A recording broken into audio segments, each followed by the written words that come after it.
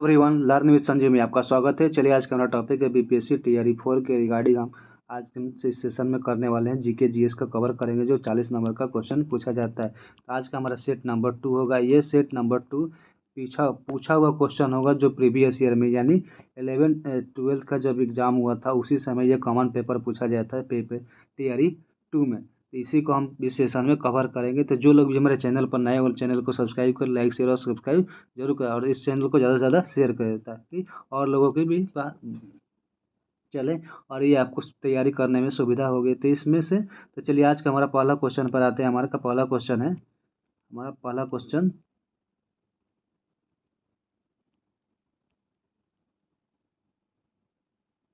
ये हमारा पहला क्वेश्चन है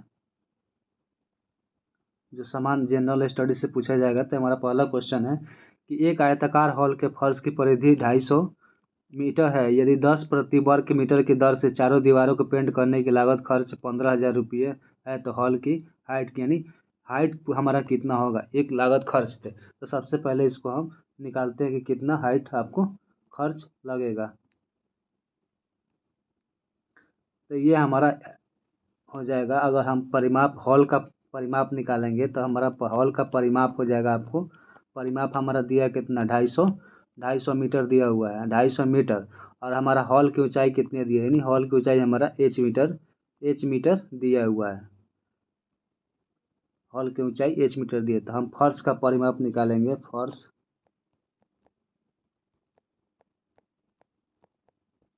फर्श का परिमाप निकालेंगे। परिमाप इंटू ऊंचाई बराबर होता है तो 250 गुने एच यानी हमारा 250 हाइट मीटर हो जाएगा। अब वो बोल रहा है कि 1 मीटर दीवार को पेंट करने का खर्च हमारा कितना हुआ, यानी 1 मीटर पेंट करने का खर्च कितना आता है, 10 रुपये आते हैं। तो यानी 250 हाइट का जो हमको दीवार पेंट करना तो कितना आ जाएगा, तो 10 इंटू हमारा 250 यानी हाइट यानी बराबर हमारा हो जाएगा कितना, 25,000 हो जाएगा। सॉरी 2500 हो जाएगा। 2500 को हो जाएगा ना। अब हमारा कितना दिया होगा, 15,000। 15,000 दिया तो इस 15,000 बराबर 2500 और यहाँ से हम इसको माइनस कर देंगे।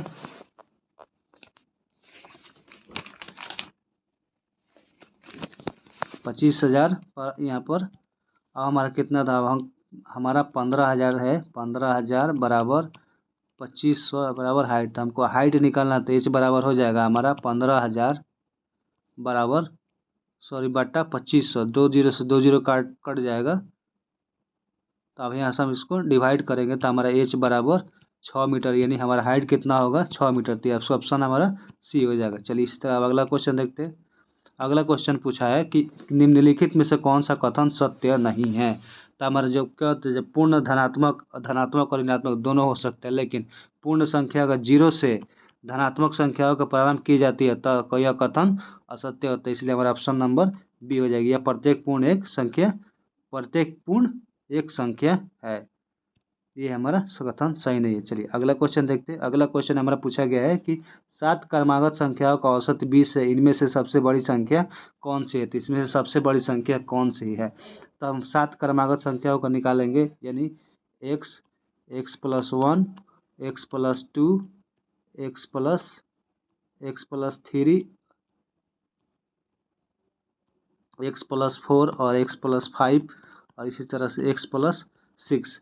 हमको 7 निकालना था। हम यहाँ से जोड़ेंगे 1 2 3 4 5 6 और 7। हमारा एक से लेके x+6 तक हमारा से 7 संख्या हो जाएगा।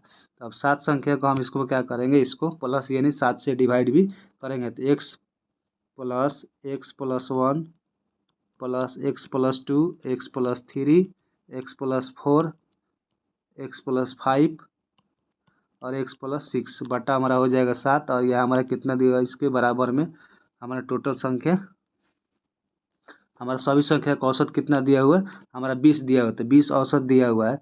अब इसको हम यहाँ से इसको काउंट करेंगे तो हमारा हो जाएगा 7x प्लस ये x को करेंगे तो 7x हो जाएगा और ये संख्या गुणा करेंगे तो हमारा 21 हो जाएगा। और बराबर ये 7 जाकर यहाँ 20 से मल्टीप्लाई हो जाएगा तो आपको 140 हो जाएगा। यानी 7x प्लस 21 बराबर 140। तो 7x बराबर 140 था हमारा। 7x बराबर, अब हम क्या करें, 140 में से इसको 21 को माइनस कर देंगे तो हमारा 7x बराबर कितना हो जाएगा, 119, यानी x बराबर यानी 19 सत्य, और हम 7 से डिवाइड करेंगे तो हमारा कितना हो जाएगा, 17 यानी x बराबर 17 हो जाएगा। अब हमको क्या पूछा है कि इसमें से सबसे बड़ी संख्या कौन निकालना है, तो x बराबर 6 दिए, x बराबर 6 यानी x हमारा 6 क्या होता है, 6 सबसे बड़ी संख्या है। x का मान हमारा कितना होगा, 17, और 6 हमारा दिया है तो 17 6 आपको हो जाएगा 23, यानी हमारा आंसर क्या हो गया, 23 नंबर। तो इसका ऑप्शन आपको 23 यानी ऑप्शन सी हो गया। 13 हमारा। चलिए अब अगला क्वेश्चन देखते हैं। अगला क्वेश्चन हमारा 34 नंबर क्वेश्चन है। 34 नंबर क्वेश्चन है कि समीकरण a x square plus b x plus c equal to 0 दोनों के भिन्न वास्तविक मूल होंगे तो इसमें क्या होता है कि सबसे अगर आप देखते हैं कि अगर समीकरण x x square plus b x plus c equal to 0 दिया है, दो भिन्न वास्तविक मूल होंगे। जब दो वास्तविक मूल होंगे तब उसका विस्तार क्या होता है, शून्य से बड़ा होता है, यानी इसका जो ये समीकरण होता है जो शून्य से बड़ा होता है, तो इसका बी का फॉर्मूला होता है b² minus 4ac greater than 0। तो ये हमारा हो जाएगा ऑप्शन नंबर बी। चलिए अब अगला क्वेश्चन देखते हैं। अगला क्वेश्चन है हमारा कि मोहन 25 दिनों में एक काम कर सकता है जिसमें से सोहन 20 दिन में पूरा कर सकता है। दोनों मिलकर 5 दिनों में काम करते हैं और उसके बाद मोहन काम छोड़ देता है। शेष कार्यों को पूरा करने में सोहन कितना समय लगाएगा। ये बहुत सिंपल है, आप यहाँ से देख सकते हैं। ये हमारा एम मोहन हो गया, ये 25 काम कर रहा है, और ये हमारा सोहन क्या कर रहा है, 20 काम कर। इस दोनों का एलसीएम निकालेंगे तो हमारा 100 हो जाएगा। 25 से डिवाइड करेंगे 100 को तो हमारा यानी 25 चौके 100 यानी 4 हमारा सोहन का निकल जाएगा, मोहन का निकल जाएगा, और सोहन का हमारा 5, यानी दोनों मिलके 9 काम कर रहा है। यानी अब मान लीजिए सोहन प्लस मोहन हमारा 4 और 5 मिलके दोनों 9 काम कर रहा है। अब दोनों 5 शेष काम का कर रहा है, तो दोनों का 5 5 साथ में काम किया था, और दोनों का गुण 9 5 हमारा 45 हो जाएगा। 45 हमारा शेष काम, यानी 100 काम में से हमारा 45 काम हो गया था, कितना बचा, 55, यानी 55 काम किसको करना है, सोहन को करना। तो सोहन को कितना समय लगेगा इस 55 काम को करने में। तो जब साथ मिल के 5 काम किया था तो उसमें इसका कितना था, 4, यानी अब अगर 55 दिया था, सोहन पहले से कितना काम कर दिए थे यहाँ पे 5, तो इसे 5 से मल्टीप्लाई कर देंगे तो हमारा 11 दिन आ जाएगा, यानी ऑप्शन नंबर इसका बी हो जाएगा। इसका ऑप्शन नंबर बी हो जाएगा। ये रहा हमारा सोहन का काम, टोटल हमारा 11 दिन में हो जाएगा कंप्लीट काम। तो ये ऑप्शन बी हो जाएगा। चलिए अगला क्वेश्चन देखते हैं। अगला क्वेश्चन हमारा कि यदि x के पावर ये है, x बराबर x के पावर 2 माइनस बी के पावर 2 और y के पावर y बराबर 30 दिया हुआ तथा a प्लस b बराबर 15 है, तो इसमें क्या होगा। इसका ऑप्शन नंबर हो जाएगा डी नंबर, 1 से अधिक हो जाएगा। चलिए अगला क्वेश्चन देखते हैं। अगला क्वेश्चन है कि ऐच्छिक रूप से चुने गए एक लीप वर्ष 53 लीप वर्ष में 53 रविवार होने की प्रयुक्ता क्या होगी। तो इसका ऑप्शन हो जाएगा हमारा 1, यानी 1/7 होगा, ऑप्शन नंबर ए। इसी तरह से हम अगला क्वेश्चन देखते हैं। अगला क्वेश्चन भी हमारा, इसका आंसर हो जाएगा आपको ए नंबर, 3 नंबर। चलिए अगला क्वेश्चन देखते हैं। अब नेक्स्ट क्वेश्चन देखते हैं। अगला क्वेश्चन है हमारा कि मायोपिया वह बीमारी है जिसमें व्यक्ति देख नहीं सकता। इसमें क्या होता है, मायोपिया निकट दृष्टि दोष होता है, जो दूर की चीज़ों को क्या होता है स्पष्ट रूप से देखने में परेशानी होती है, वही हमारा क्या होता है, मायोपिया की बीमारी होती है। जब ये इसमें क्या होता है, जो आँख मायोपेशिया जो आँख की पुतली होती है ना, आई बॉल, उसका आकार क्या होता है, प्रतिबिंब आकार बढ़ने से उसका क्या प्रतिबिंब रेटिना पर न बनने के बजाय वो थोड़ा आगे बनता है, जिसकी स्थिति गंभीर होती है, जिससे मोतियाबिंद और ग्लूकोमा होने का भी खतरा बढ़ जाता है। इसलिए इसका ऑप्शन हमारा ए हो जाएगा, यानी वस्तु को दृढ़ स्पष्ट रूप से नहीं दिखाई देती है। 39 नंबर एक ऑप्शन। चलिए अब अगला क्वेश्चन है कि हमारा आनुवांशिक शब्द मुख्य रूप से किसे संदर्भित करता है। इसका ऑप्शन हमारा हो जाएगा आनुवांशिक, यानी ऑप्शन नंबर सी। जो ये आनुवांशिक कहाँ से होता है, यानी जेनेटिक्स आपको कहाँ से होता है, तो माता पिता से जेनेटिक्स के लक्षण संतान को वरित होता है। ये जेनेटिक्स की खोज किसने कब की हुआ थी, जिसकी जेनेटिक्स की खोज 19वीं शताब्दी में हुआ था। कौन से वैज्ञानिक इसने खोजा था? तो गेगर मेंडल द्वारा इसको खोजा गया था। चलिए अब अगला क्वेश्चन देखते हैं। अगला क्वेश्चन है हमारा कि जिन जिन डिब्बों में खाना पैक किया जाता है उन पर टीन की परत चढ़ी होती है, ना कि जिंक की। क्यों? क्योंकि जो खाना का पैकेट होता है उस पर टीन की पत्ती पैकेट चढ़ा होता है, ना कि जिंक का पड़ा होता है। सबसे पहले टीन की तुलना में जिंक अधिक प्रतिक्रियाशील होता है। टीन खाने में मौजूदा केवल बहुत मजबूत एसिड के साथ प्रतिक्रिया करता है, जबकि जिंक भोजन में पाए जाने वाले साधारण एसिड के साथ भी प्रतिक्रिया कर सकता है। इसलिए खाद्य विषाक्त पदार्थ रोकने के लिए भोजन के डब्बों पर टीन जैसी सस्ती या कम प्रतिक्रियाशील धातु को लेप लगाया जाता है। इसलिए मेरा ऑप्शन नंबर का हो जाएगा बी नंबर, यानी जिंक टीन की तुलना में अधिक प्रतिक्रियाशील है। चलिए अगला क्वेश्चन देखते हैं। अगला क्वेश्चन है हमारा कि वह प्रक्रिया जिसमें प्रकाश संश्लेषण के दौरान वायुमंडलीय कार्बन डाइऑक्साइड को कार्बोहाइड्रेट में परिवर्तन किया जाता है, वो क्या कहलाता है? तो इसका ऑप्शन हमारा हो जाएगा बी नंबर, यानी अपचयन कहलाता है। चलिए अब अगला क्वेश्चन देखते हैं। अगला क्वेश्चन है हमारा कि एक प्रिंटर की गुणवत्ता किससे निर्धारित की जाती है? तो एक प्रिंटर की गुणवत्ता किससे निर्धारित की जाती है? तो इसका ऑप्शन हमारा हो जाएगा सी नंबर, यानी प्रिंट बिंदु प्रति इंच। यानी क्या होता है कि जब प्रिंट की आउटपुट गुणवत्ता को हम डाटा प्रति इंच में यानी डीपीआई द्वारा किसके द्वारा मापते हैं? तो डीपीआई द्वारा मापते हैं। इसलिए हमारा ऑप्शन नंबर सी हो जाएगा। अगला क्वेश्चन देखते हैं। अगला क्वेश्चन है ट्रेकोमा रोग का संबंध किससे? ट्रेकोमा रोग का संबंध किससे है? ट्रेकोमा रोग का संबंध आपको आँखों से होता है। इसका संबंध आँख से होता है। जो ट्रेकोमा कंजाइटिवाइटिस की तरह होने वाली एक संक्रामक बीमारी है, जो क्लोमाइडिया ट्रेकोमाइडिक्स बैक्टीरिया के संक्रमण के से आँख में होती है। इसमें संक्रमित व्यक्ति की आँखों और नाक से संक्रमणकारी स्राव जो व्यक्ति होता है उसके संपर्क में आने से बीमारी फैलती है। और ट्रेकोमा का लक्षण जो आँख में क्या होता है? दर्द हो, धुंधली होता है, धुंधली दृष्टि, खुजली और आंखों से पलकों में जलन सा होता है। तो इसलिए ट्रेकोमा किससे बीमारी संबंधित है? तो आंखों से संबंधित है। नेक्स्ट क्वेश्चन हमारा अगला क्वेश्चन है कि निम्नलिखित में से कौन सा न्यूटन के गति के तीसरे नियम का प्रयोग करता है? तो तीसरे नियम का प्रयोग कौन करता है? जब हमारा ऑप्शन नंबर डी करता है, यानी एक से अधिक। यानी आप तीरंदाजी जब जब धनुष और तीर छोड़ते हैं तो भी हमारा एक प्रकार का अंतरिक्ष में रखा जाता है, वो भी और 1 मीटर का भी करता है। तो सबसे बड़ा न्यूटन का गति हम एक दूसरे पिंड को बल लगाया जाता है तो पहले पिंड को महसूस होता है उसमें आप बन सकते हैं। तो इसका ऑप्शन नंबर डी हो जाएगा। चलिए अगला क्वेश्चन देखते हैं। 46 नंबर। रासायनिक गुणों का परिवर्तन रखने हेतु एक परमाणु के नाभिक जोड़े जाने वाले कण क्या कहलाते हैं? इसका ऑप्शन हमारा हो जाएगा, यानी न्यूट्रॉन कहलाते हैं। किसी परमाणु के नाभिक में न्यूट्रॉन जोड़े जाते हैं जाने पर उसमें रासायनिक गुण अपरिवर्तित रहता है, क्योंकि कण की परमाणु संख्या समान रहती है, लेकिन जब इलेक्ट्रॉन, प्रोटॉन तथा या अल्फा कण जोड़े जाते हैं तो परमाणु संख्या के बदल जाने से रासायनिक गुण भी बदल जाता है। इसलिए हमारा ऑप्शन कौन सा होगा? यानी ये हो जाएगा न्यूट्रॉन।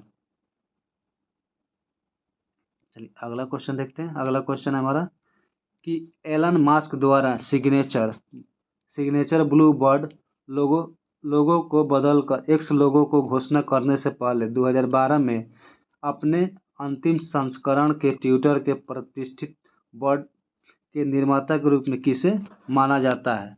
इसका ऑप्शन हमारा हो जाएगा ऑप्शन मार्टिन ग्रॉसर को माना जाता है। मार्टिन ग्रॉसर ये सैन फ्रांसिस्को खाड़ी के क्षेत्र से डिजाइनर मार्टिन ग्रॉसर 2012 में ट्विटर बोर्ड लोगो को फिर से डिजाइन करने के लिए जिम्मेदार टीम का हिस्सा थे। मोको स्टूडियो की स्थापना से पहले मार्टिन ने सैन फ्रांसिस्को में स्थित एक बहुविषयक राजनीतिक और रचनात्मक स्टूडियो का भी डिजाइन किया था, जहां उन्हें ट्विटर, रेडियो यानी ब्रिटिश ब्रॉडवे पोर्टफोलियो पर भी काम किया था। चलिए अब अगला क्वेश्चन देखते हैं। अगला हमारा क्वेश्चन है 48 नंबर क्वेश्चन। इस वर्ष रिलीज हुई उच्च असाधारण विज्ञान के बारे में प्रसिद्ध फिल्म ओपेनहाइमर के निर्देशक कौन है? तो ओपेनहाइमर के निर्देशक हमारा क्रिस्टोफर नोलन है। क्रिस्टोफर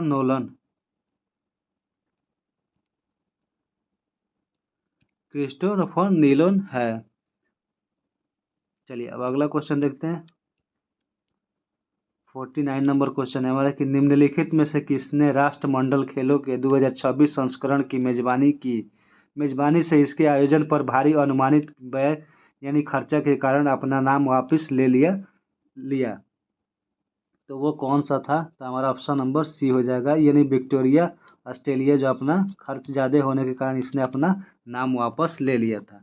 2026 के राष्ट्र खेलों मंडल की मेजबानी से पीछे हट गया है। इसको 2026 में संस्करण मिला था कि ऑस्ट्रेलिया को ओपन हॉकी संस्करण यानी मेजबानी करेगा, लेकिन ज़्यादा खर्च के कारण इन्होंने पीछे हट गए, यानी मेजबानी करने से मना कर दिया। तो ये हमारा करंट का क्वेश्चन था। चलिए अब अगला क्वेश्चन देखते हैं कि हाल ही में बने विपक्षी राजनीतिक दलों के गठबंधन इंडिया का पूर्ण रूप क्या है? यानी इंडिया का पूर्ण टोटल इसका फुल नेम क्या होता है? तो इंडिया गठबंधन का फुल नेम हमारा भारतीय राष्ट्रीय विकासात्मक समावेशी गठबंधन है, यानी Indian national development inclusive alliance है, और जिसे आमतौर पर इसमें विपक्षी नाम इंडिया दिया गया है, इसलिए हमारा ऑप्शन नंबर क्या हो जाएगा? ए नंबर हो जाएगा, यानी ऑप्शन ए। नेक्स्ट क्वेश्चन, अगस्त 2023 में जब चंद्रयान 2 यानी चंद्र ऑर्बिट ने चंद्रयान 3 के लैंडर मॉड्यूलर से संपर्क स्थापित किया तो उसे क्या संदेश भेजा था? यानी उसे क्या संदेश भेजा था? ऑप्शन हमारा सी हो जाएगा, वेलकम बॉडी। ये हमारा 2019 में इन्होंने जब किया था तो संपर्क टू, लेकिन 2023 में जब 2024 में गया तब ये वेलकम बॉडी का संपर्क भेजा था। इसका ऑप्शन नंबर हमारा क्या हो जाएगा? सी हो जाएगा। नेक्स्ट, 1989 में लोकतंत्र समर्थक आंदोलन को कुचलने वाले चीन के पूर्व राष्ट्रपति का नाम क्या है? जो पूर्व राष्ट्रपति का नाम क्या है? यानी 52 का सी नंबर हो जाएगा, यानी जियांग जोमिंग था, जो 13 वर्षों तक सत्तारूढ़ कम्युनिस्ट पार्टी का नेतृत्व किया था, जो 18 तिएनाम स्वयं लोकतंत्र समर्थक के विरोधी था, जिसको कुचलने पर, यानी जी उस समय का राष्ट्रपति कौन था? Jiang ginning. चलिए अगला क्वेश्चन देखते हैं। अगला हमारा क्वेश्चन है कि आयरलैंड के प्रधानमंत्री के रूप में दूसरे कार्यकाल के लिए किसे चुना गया था? यानी आयरलैंड के प्रधानमंत्री के लिए दूसरे को किसे चुना गया था? यानी लियो बराडकर को चुना गया था। ये कहाँ के रहने वाले थे? तो ये हमारा भारतीय मूल के हैं, जो महागठबंधन सरकार द्वारा किए गए नौकरी साझा कर समझौते के हिस्से के रूप में आयरलैंड के प्रधानमंत्री के रूप में कार्यकाल किया था। ये कार्यकाल अपने पहले श्री बराडकर 2017 से लेकर 2020 तक प्रधानमंत्री थे, जो ये भारत के महाराष्ट्र राज्य से संबंधित है। अगला क्वेश्चन है, अगला हमारा क्वेश्चन है कि भारत में आयोजित G20 शिखर सम्मेलन में अफ्रीकी संघ के अस्थायी सदस्य बनाए गए अफ्रीकी संघ के अध्यक्ष कौन है? तो अफ्रीकी संघ के अध्यक्ष कौन है? तो हमारा ऑप्शन हो जाएगा आजाली ओस्मानी, जो G20 के सम्मेलन के अध्यक्ष बनाए गए थे। ओस्मानी को, जो 2002 से लेकर 2006 तक, और 2006 से 16 के फरवरी 2019 तक वो राष्ट्रपति रहे भी, और 19 में तख्ता पलट करने के बाद उन्हें 2002 से लेकर 2016 तक और 2019 में राष्ट्रपति चुने गए थे, जो 2023 में अफ्रीकी संघ के अध्यक्ष के रूप में भी काम किए थे। अगला क्वेश्चन है कि हमारा कि भौगोलिक क्षेत्र के अनुसार भारत की निम्नलिखित में से भौतिक फिजियोग्राफी इकाइयाँ को और वही क्रम में व्यवस्थित कीजिए। यानी जो है उसका व्यवस्थित क्रम में करना है, यानी ऑप्शन हमारा हो जाएगा ए, यानी 3 हो जाएगा। पहले तटीय मैदान हो जाएगा, फिर हमारा केंद्रीय उच्च भाग हो जाएगा, और उसके बाद से हमारा मैदान, यानी 3, 2, 1 और 4 हो जाएगा। Option number A.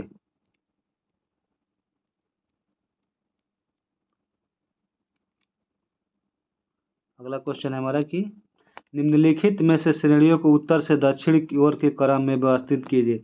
यानी जो हमारा भारत का नक्शा है उसमें से दक्षिण से उत्तर की तरफ करना है। तो सबसे पहले हमारा इसमें कौन सा हो जाएगा? हमारा हो जाएगा, पहले हमारा हो जाएगा काराकोरम, यानी काराकोरम 2। उसके बाद हमारा हो जाएगा लद्दाख 1, फिर हमारा हो जाएगा जस्कर 4, और हमारा फिर हो जाएगा पीर पंजाल, यानी 3, 4, 2, 1, 4, 3, 2, 1, 4, 3, यानी ऑप्शन नंबर बी हो जाएगा। नेक्स्ट, भारत में मानसून सीजन में अधिकांश चक्रवातों की उत्पत्ति होती है। भारत में अधिक मानसून के चक्रवात कब उत्पत्ति होती है? जो मानसून सीजन का होता है जब 10 डिग्री उत्तर से और 15 डिग्री उत्तरी अक्षांश के मध्य चक्रवात की उत्पत्ति होती है। चक्रवात एक बंद परिपथ होता है जिसका पदार्थ पृथ्वी के समान एक ही दिशा में चक्कर लगाता रहता है, जो यह अलग अलग देशों में अलग अलग नामों से जाना जाता है। जैसे जैसे फ्लोरिडा में आपको हैरिकेन के नाम से जाना जाता है, वहीं आप फिलीपींस जाइए तो उसको टाइफून के नाम से जाना जाता है। खैर, इसका ऑप्शन हमारा कौन सा हो जाएगा? ऑप्शन हमारा बी हो जाएगा, यानी 10 से 15 अक्षांश के मध्य होता है। चलिए अब अगला क्वेश्चन देखते हैं। अगला क्वेश्चन है हमारा कि निम्नलिखित में से कौन से क्षेत्र का भूखलन पर्वतपूर्ण नहीं है? यानी इसका पर्वतपूर्ण नहीं है, यानी ऑप्शन हमारा पूर्वी घाट हो जाएगा। इसका ऑप्शन पूर्वी घाट। चलिए अगला क्वेश्चन देखते हैं। अगला क्वेश्चन है हमारे निम्नलिखित में से कौन सा भारत तट का उग्र उष्णकटिबंधीय चक्रवातों से अधिक सबसे अधिक प्रभावित है? चक्रवातों से सबसे अधिक प्रभावित है। इसका ऑप्शन हो जाएगा कोरोमंडल, जो सबसे अधिक प्रभावित है। उष्णकटिबंधीय चक्रवातों से संबंधित प्रभावित क्षेत्र दक्षिण पूर्व एशिया, मैक्सिको, उत्तर पूर्व में ऑस्ट्रेलिया, दक्षिण प्रशांत द्वीप, भारत तथा बांग्लादेश भी है।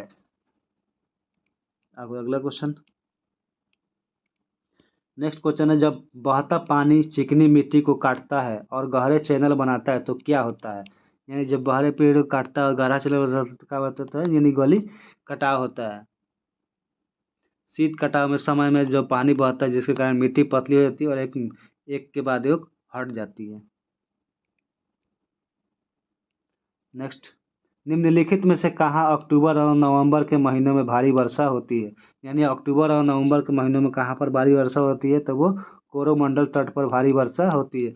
एक कोरोमंडल पर तट पर भारी वर्षा होती है तो जब निर्वात में हो जो लौटता हुआ मानसून यानी बंगाल की खाड़ी से जलवाष्प ग्रहण कर पूर्वी तटीय भाग में वर्षा कराता है। यानी भारत में शरद जब जब भारत में शरद ऋतु होगा तब वहाँ अक्टूबर नवंबर में लौटते मानसून यानी उत्तरी पूर्वी मानसून से तमिलनाडु तट के कोरोमंडल पर 65 से 70 सेंटीग्रेड तक वर्षा होती है, यानी आंतरिक भागों की तरफ घट जाती है और तब विकल्प इसका बी हो जाएगा। अगला क्वेश्चन देखते हैं। अगला क्वेश्चन है हमारा कि फलों एवं सब्जियों की खेती क्या कहलाती है? फलों और सब्जियों की खेती क्या कहलाती है? तो हमारा कृषि कहलाती है। फलों और सब्जी बागवानी कहलाती है। ऑप्शन नंबर सी हो जाएगा। चलिए अगला क्वेश्चन देखते हैं। अगला क्वेश्चन है हमारा कि बिहार से क्वेश्चन है कि बिहार में 1857 की क्रांति के दौरान पटना, आरा और शाहाबाद जिले में किसे नेतृत्व किया था? इसका ऑप्शन हमारा हो जाएगा सी नंबर, यानी वीर कुंवर सिंह ने। यानी आपको आरा से भी किसने किया था? तो वीर कुंवर सिंह ने किया था। कब किया था? तो 22 जुलाई 1857 को दानापुर में पदस्थापित सेनानायक के तौर पर कार्यभार संभाल रहे थे। तब उनके लगभग 80 साल के थे और परिवार के साथ जगदीशपुर के शाही उज्जैनिया के पवार राजपूत परिवार से संबंध थे, जो 25 जुलाई 1857 को ही दानापुर में 3 रेजिमेंट के सैनिकों से बगावत कर दी थी और इसमें शाहाबाद जिले में प्रवेश करके जगदीशपुर के असंतुष्ट में जमींदार कुंवर सिंह ने मिलकर विद्रोही बन गए थे। ये सब कहानी थी। तो इसका ऑप्शन आप सी हो जाएगा। चलिए अब अगला क्वेश्चन देखते हैं। बंगाल, यानी बंगाल का विभाजन प्रभावी हुआ था कब? यानी बंगाल का प्रभावित कब हुआ था? 16 अक्टूबर 1905 को भी 1905 को हुआ था। कब हुआ था? तो इसमें हमारा बंगाल विभाजन के पूर्व हिस्से से बंगाल को अलग करने का निर्णय था। इसकी घोषणा कब की गई थी? तो 19 जुलाई 1905 को किया गया था और इसको लागू कब किया गया था? तो 16 अक्टूबर को ये पूरे काव्य के विभाजन के यानी औपचारिक रूप से 16 अक्टूबर को लागू हो गया था, जिसमें से घोषणा के बाद राजनीतिक दलों और शांतिक मातृभूमि मानना पड़ा और बंगाल की एकता के लिए भी हुंकार उठी और रविंद्रनाथ टैगोर ने प्रसिद्ध गीत लिखा था हमार बांग्ला सोनार, जो एक बांग्लादेश के भी राष्ट्रीय गीत के नाम गीत बन गया है। ये कुछ एक दूसरे के हाथों पर भी राखी और एकता के प्रतीक के रूप में एक दूसरे के हाथ पर राखी बांधते हैं। ये हमारा बंगाल विभाजन से संबंधित कुछ पॉइंट थे। अब नेक्स्ट पॉइंट हमारा देखते हैं। अगला क्वेश्चन है हमारे कि बम्बई में कांग्रेस द्वारा भारत छोड़ो प्रस्ताव पास किया गया था। यानी बम्बई में कब भारत छोड़ो प्रस्ताव पास किया गया था? इसका हमारा ऑप्शन हो जाएगा बी नंबर, यानी 8 अगस्त 1942 को भारत छोड़ो आंदोलन यानी अखिल भारतीय कांग्रेस समिति यानी AICC की 8 अगस्त को बैठक हुई थी। उसमें आयोजित बैठक में महात्मा गांधी द्वारा भारत छोड़ो को प्रस्तावित किया गया। इसका उद्देश्य जनता के ब्रिटिश शासन के खिलाफ अधिक मुखर रुख अपनाने यानी एकजुटता करने का प्रस्ताव पारित हुआ, जिसमें नेहरू गांधी अध्यक्ष थे और भारत छोड़ो आंदोलन की घोषणा की थी। और घोषणा करते समय महात्मा गांधी ने करो या मरो का भी नारा दिया था। तो ये हमारा 65 क्वेश्चन का आंसर बी हो गया। चलिए अब नेक्स्ट क्वेश्चन देखते हैं। अगला क्वेश्चन है हमारा, अंग्रेजों ने भारत पर लंबे समय तक कैसे राज किया। इसका ऑप्शन हमारा सी हो जाएगा, यानी बांटो और राज करो की नीति यानी फूट डालो राज करो की नीति। उन्होंने जाति के नाम पर मतभेद किया और जाति को बोल के आपस में लड़ा दिया, जो इस करते इन्होंने इतने सालों तक राज किया था। इन्होंने फूट डालो नीति अपनाई थी और ब्रिटिश जब 1757 से लेकर 1947 तक इन्होंने 190 साल तक ब्रिटिश शासन चलाया था भारत पे। चलिए नेक्स्ट क्वेश्चन देखते हैं। अगला क्वेश्चन है हमारा कि निम्नलिखित में से किस तिथि को रानी विक्टोरिया की उद्घोषणा की हुई थी। इसका ऑप्शन नंबर हो जाएगा सी नंबर, यानी 1 नवंबर 1858 को एक जारी प्रश्न घोषणा के मुताबिक महारानी विक्टोरिया को भारतीय आर्थिक सामाजिक राजनीतिक स्वतंत्रता संस्कृति का प्रदान करने की घोषणा की थी। इस घोषणा पत्र में कहा गया था कि भारत के साथ नस्लभेद नहीं करते हुए उनके हितों की रक्षा की जाएगी तथा उनके उद्देश्य की कंपनी और शासन के समाप्त करने का और 1857 के बाद भी शक्तियों के ब्रिटिश ताज के स्थानांतरित करने के साथ साथ भारत के पर्यवेक्षक नियंत्रक संबंधी स्थापित करने का भी सुधार किया गया था। ये सब कुछ एक कहानी थी जो हम बता रहे, जिसका मैनुअली ऑप्शन आपको सी होगा। चलिए नेक्स्ट क्वेश्चन देखते हैं। अगला क्वेश्चन है हमारा कि निम्नलिखित में से कौन सा कथन सही है। इसका ऑप्शन हमारा हो जाएगा डी, यानी एक से ज़्यादा क्वेश्चन इसका आंसर सही है। चलिए अगला क्वेश्चन देखते हैं। अगला क्वेश्चन है कि इनमें से कौन इंग्लैंड में भारत में अनाधिकारिक दूत बने थे। इसका ऑप्शन हमारा हो जाएगा बी नंबर, दादा भाई नौरोजी ने। ऑप्शन नंबर बी, दादा भाई नौरोजी ब्रिटिश कालीन के भारत के एक पारसी बुद्धिजीवी, शिक्षा शास्त्री, कपास के व्यापारी तथा असामरिक राजनीतिक एवं सामाजिक नेता थे। उन्होंने भारत को विविध पुरुष भी कहा जाता है, जो 1892 से लेकर 1894 तक यूनाइटेड किंगडम के हाउस ऑफ कॉमन्स के सदस्य यानी एमपी के सदस्य रहे हैं। और हाउस ऑफ कॉमन्स एमपी के सदस्य ब्रिटेन हाउस ऑफ कॉमन्स में पहुंचने वाले एशिया का पहले शख्स, ये पूरे एशिया का पहले से शख्स जो ब्रिटेन के कॉमन हाउस में यानी एमपी के पद पर रहे। और ये विश्व के भर में नौरोजी जातिवाद और साम्राज्यवाद के विरोधी तरह भी जाने जाते हैं। चलिए नेक्स्ट इस सेशन का हम लास्ट क्वेश्चन देखेंगे। इस सेशन का लास्ट क्वेश्चन हमारा 70 है। इस भारत सरकार अधिनियम 1935 को किसने गुलामी का चार्टर एक्ट बताया था। तो ये हमारा किसने गुलामी एक्ट को चार्टर एक्ट बताया था। ऑप्शन नंबर हमारा ये हो जाएगा, इसमें कोई दिया नहीं है, इसमें से कोई नहीं दिया, लेकिन हम बताते हैं इसको कि भारत सरकार अधिनियम 1935 को जवाहरलाल नेहरू ने दास्ता चार्टर एक्ट कहा था। और इसी की तुलना एक ऐसी कार से की जिससे कि ब्रेक तो है परंतु इसमें इंजन नहीं, मतलब एक ऐसा कि इसमें इंजन तो है लेकिन ब्रेक नहीं है कि इसको कहाँ पर कहाँ ले जाना है। इस प्रक्रिया के मुख्य आधार पर प्रतिनिधि चुनाव जनता द्वारा नहीं बल्कि शासकों द्वारा किए जाते थे। दूसरी प्रक्रिया द्वैध शासन के प्रतिरूप स्वरूप के विरुद्ध प्रांतों को द्वैध शासन पूरी तरह से विफल कर दिए गए थे, लेकिन उसका प्रयोग केंद्र में होने वाला था। इसके अलावा जवाहरलाल नेहरू ने के अनुसार जनरल गवर्नर निहित सुरक्षा उपाय था। विशेष शक्ति कुछ इस तरह से दास्ता चार्टर एक्ट को कहा गया था। ये हमारा कॉमन पेपर का लास्ट क्वेश्चन था। अगर ये हमारा सेशन आपको अच्छा लगे तो प्लीज़ लाइक शेयर और सब्सक्राइब जरूर कीजिएगा और इस सेशन को ज़्यादा से ज़्यादा शेयर कीजिएगा। और प्लीज़ एक बार शुरू से एक बार लास्ट तक वीडियो जरूर देखिएगा, तभी आपको इस वीडियो के समझ में आएगा। और इसको ज़्यादा से ज़्यादा शेयर कीजिएगा। ये आपको बीपीएससी टियर 4 की तैयारी करने के लिए एक बहुत ही बेहतर प्लेटफॉर्म है, तो आप लोग इससे जुड़िए, ज़्यादा से ज़्यादा जुड़िए। चलिए आज के लिए धन्यवाद।